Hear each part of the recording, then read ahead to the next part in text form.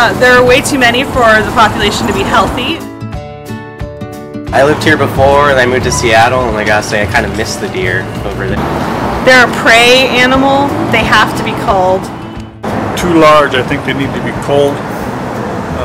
They're in too many people's gardens, too many people's yards.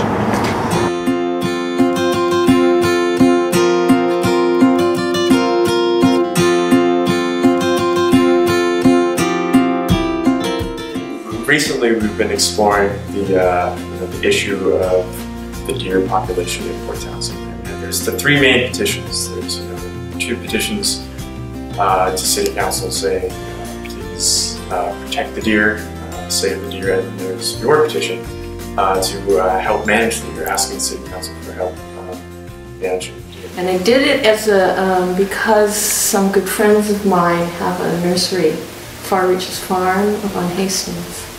And sometime in, I think it was late July last year, a buck jumped their very high fence and came in and ate the buds off of all of their crocosmia plants, which they were intending to sell the following month.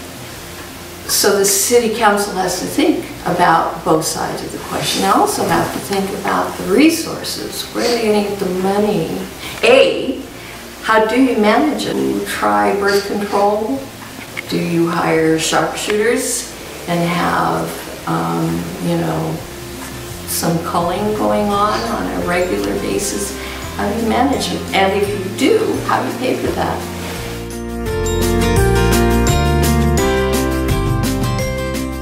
There are basically, three main terms that are used in the field of carrying capacity. There is the biological carrying capacity, there's the ecological carrying capacity, and finally there is the cultural carrying capacity. If the number of deer exceeds the biological carrying capacity, then there are not enough resources in the area to support that number of deer. The ecological carrying capacity is the point where there's so many deer they start causing ecosystem damage. And just so they start overbrowsing, altering. So in Port Townsend, the biological carrying capacity is probably pretty high, but the lack of any evident disaster seems to indicate that it's not our main issue here. The cultural carrying capacity, I'm not sure exactly where it is, but it's obviously been exceeded. I think you've got a set of people who see deer as almost like livestock, and then you've got those who are sort of more passive and see them more as pets. Almost some people treat them like that. So there's this huge outcry and debate against and about the deer.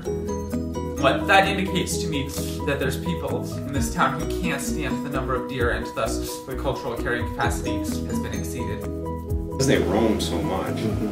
You might be on one side of the city to see a deer, and then you drive around later in the day and you're on the other side of the city, you see a deer, it's the same deer.